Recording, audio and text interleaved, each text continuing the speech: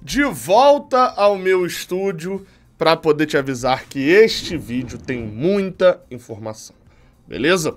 Vamos embora, eu sou Gabriel Amaral, sou jornalista, sou tricolor e hoje é sem qualquer perda de tempo, a não ser... isso não é perda de tempo, né? A moral que você me dá apertando o like aqui embaixo, se inscrevendo e compartilhando esse vídeo. Vamos lá, tá? Um resumo geral aqui das informações de contratação e saída do Fluminense, que o mercado agitou pra cacete nessa quinta-feira. Vamos lá, tá? A gente começa com uma bem simples, que é a saída de Daniel, volante meio-campista, né? Meio-campista do Fluminense, para o Bahia. Quase aqui, ó. Olha o erro aqui, ó. Olha o erro. Para o Vitória. Daniel está a caminho do Vitória. Ele foi para o Bahia da outra vez, voltou para o Fluminense e agora estaria indo para o Vitória. Quem confirma isso? Bem, a Rádio Itatiaia, né, o site da Rádio Itatiaia, conseguiu falar diretamente com o presidente do Vitória, o Fábio Mota. E ele confirmou que chegou a um acordo com o Fluminense. Abre aspas para o Fábio Mota, tá?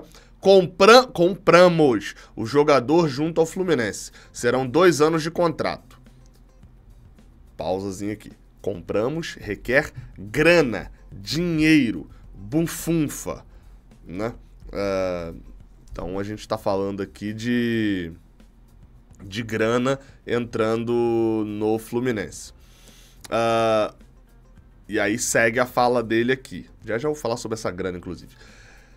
O acerto com o clube Fluminense está certo. Falta agora acertar com o Daniel. Está 99% fechado.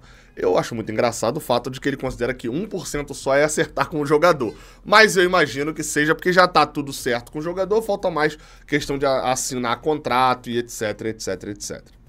É bom lembrar que Daniel saiu do Fluminense a caminho do Bahia depois de não ter renovado o seu contrato, né? Preferiu assinar com o Bahia. Veio para o Fluminense também de graça e agora estaria saindo rendendo alguma grana. A gente não tem o valor exato dessa negociação, mas, enfim, alguma coisa vai pingar, beleza? É isso. Sorte ao Danielzinho e parabéns, senhor Paulo Angione. Aí, mais uma vez, o mago da camisa social. O Danielzinho veio e ainda vai levar, vai sair deixando grana ainda. Vamos lá, cara. A gente fala agora, a segunda notícia aqui é sobre Gabriel Pires. Notícia, de 4 repórteres aqui no GE. Globo, de que o Fluminense tem interesse em Gabriel Pires, ex-jogador do Botafogo, um volante meio-campista, né? Enfim, que talvez para os antigos seria aquele camisa 8 ali, mais ou menos. E o Fluminense, segundo a matéria, prepara uma proposta ao Benfica. Gabriel Pires estava no Botafogo por empréstimo desde 2022, o Benfica até queria emprestar por mais tempo, mas o John Textor não quis e cancelou. E esse empréstimo John Textor andou tomando umas decisões assim no futebol, acho que com o Vitor Cuesta também ele falou que não queria e etc. Segundo a matéria, o Fluminense vai formalizar uma proposta para o Benfica nessa sexta-feira e que, como o contrato dele lá vai até 2025, a ideia do Fluminense é manter o jogador por empréstimo. Né? O Gabriel Pires, que saiu daqui muito cedo, ainda do Resende, foi para a Juventus, lá rodou em 2 milhões de clubes, passou 3 anos no Leganés da Espanha, estava 2 anos no Benfica, foi emprestado para o Qatar, se eu não estou enganado, posso conferir aqui, mas acho que foi Qatar. Foi pro famoso mundo árabe, né? Mas é isso mesmo. Foi emprestado pro Al Gharafa do Qatar. Se eu não me engano, o Lucas jogou nesse time também. E aí depois veio por empréstimo também pro Botafogo. Chegou no meio do ano de 2022. Agradou. Em 2023, enquanto esteve disponível, foi titular fisicamente. Algumas páginas ali de Botafogo, até que eu sigo ali, que eu sei que são sérias e tal, o colocam ali como um dos caras que organizava o time, que a partir do momento que ele teve uma lesão na panturrilha no final de maio e ele ficou fora, o Botafogo teve uma queda ali de desempenho e na reta final, enfim, ele até virou banco e tal, mas aquelas confusões todas do Botafogo ninguém resolveria. Sobre o Gabriel Pires, segundo a matéria, A proposta acontece nessa sexta-feira, de empréstimo, a gente não sabe se o Fluminense vai gastar alguma grana. É um jogador de compor meio de campo. Acho que a ótica é essa, tá? É compor meio de campo. Não é um jogador muito ágil, melhor, não é um jogador muito veloz, acho que a palavra é essa, porque ágil ele é, assim, consegue fazer uma troca de passos, ele lembra um pouquinho, mas jogando um pouco mais atrás, o Ganso, no sentido de a bola bate no pé dele e sai muito rápido, já diretamente de distribuição de jogadas. E aí muita gente acha que por ele não ser tão veloz, ele não marca, mas os números dizem o contrário. Ele era um dos principais desarmadores, né? No caso, o cara que desarma a jogada do time adversário, do elenco do Botafogo. Então, assim, é um jogador, pra mim, bem ok. Assim, que se você traz o Gabriel Pires pra ser a tua melhor contratação, perdão pelo barulhinho de WhatsApp, só vai tocar o barulhinho aqui só. Já dei mudo. Se você traz o Gabriel Pires pra ser o teu camisa 10 ali, o teu camisa 8, ser o principal jogador organizador do teu meio de campo, me incomodaria um pouco. Agora, se você traz o Gabriel Pires pra compor um meio de campo, não me incomoda tanto. O que me incomoda é um time que exige uma recomposição muito rápida, tá? E eu nem falo de com a bola. Com a bola, os times do Fernando Diniz, eles trocam passe muito rápido, mas não são times de velocidade, de tapa na frente e corrida. Não é esse o estilo de time do Diniz, até porque ele poucas vezes faz transição ofensiva.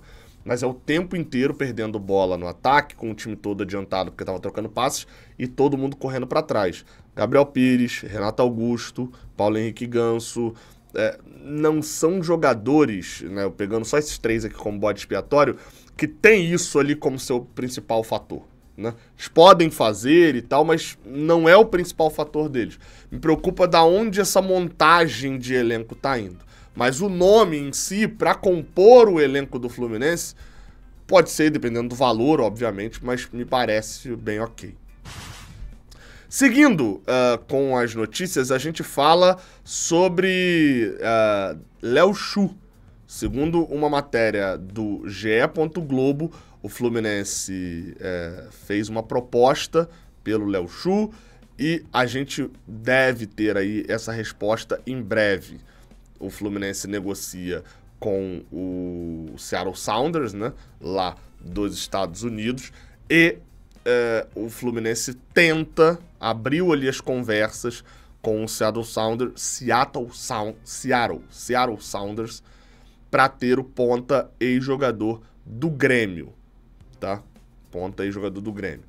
O Fluminense, enfim, segundo as publicações, o Fluminense tem esse interesse, a publicação lá do MLS, do Território MLS, como eu falei na tarde dessa quinta-feira. Agora, sobre Davi Terãs, a situação um pouco mais a fundo, porque já é dada como certa a negociação. Terãs, ex-jogador do Atlético Paranaense, está atualmente no Pachuca e é um jogador que o Fluminense tem interesse em adquirir, assim como o Léo Xu, em definitivo, num contrato padrão de 3 anos. No caso do Terãs, a gente sabe, inclusive, valores também, tá? A publicação do Guilherme Abraão lá na Itatiaia Esporte é de que Terãs, o Fluminense, a oferta que o Fluminense fez pelo Terãs é de 10 milhões de reais.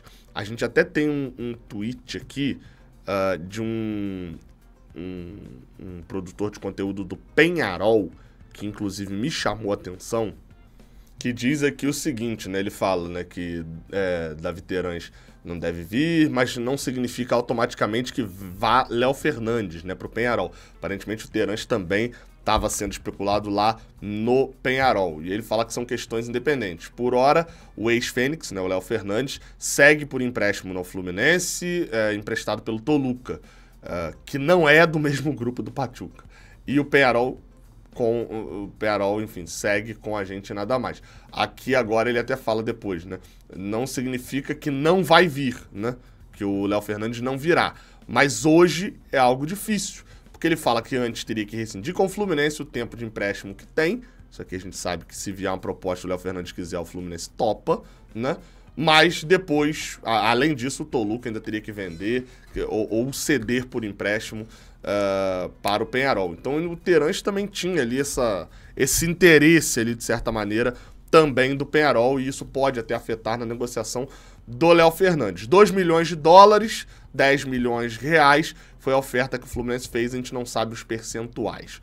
Vamos descobrir em breve, acredito eu, né, que a gente descubra em breve.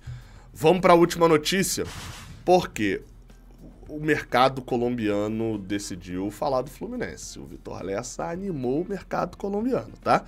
Porque o Vitor Lessa foi inventar de soltar uma notícia dizendo que o Fluminense inventar, que eu tô brincando, obviamente, né? Eu tô falando, foi soltar aí uma notícia de que o Fluminense tem interesse num atacante colombiano. E aí o mercado, né, de contratações, o mercado de jornalismo esportivo da Colômbia, que tem John Arias hoje, um dos seus grandes pupilos ali, sabe que ele tá no Fluminense, resolveu especular todos os atacantes possíveis no Fluminense, né? Inclusive eu vou trazer um aqui que é do Julián Capera, que é um jornalista, enfim, bem conhecido lá da ESPN, que tem o próprio canal falando sobre futebol colombiano, sobre transferências colombianas. Eu vou botar aqui para quem tá só ouvindo. Dá para ouvir, legal assim, entender o espanhol dele, mas para quem tá vendo a tela vai conseguir ver ali a legenda traduzida ali automática do YouTube. E ele falou sobre um atacante chamado Christian Barrios e que pode pingar no Fluminense. Segundo ele, o Fluminense tá monitorando esse atacante. Olha aí o trechinho do vídeo dele.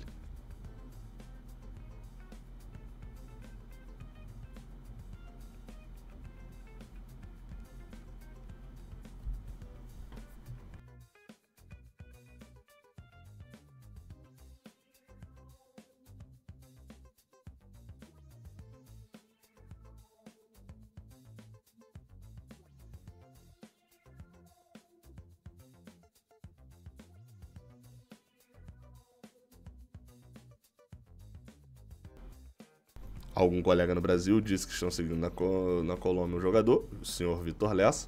Não, mas ele fala que não tem esse nome ali que o Lessa divulgou, né? Não, enfim, ele vai até falar já que ele sabe que tem um segmento, que é como se fosse um...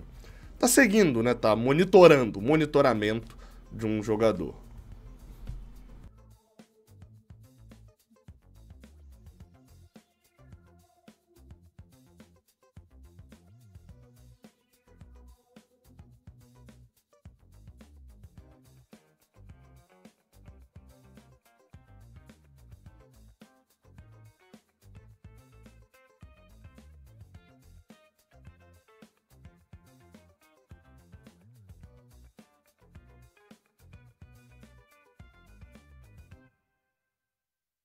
E aí é isso.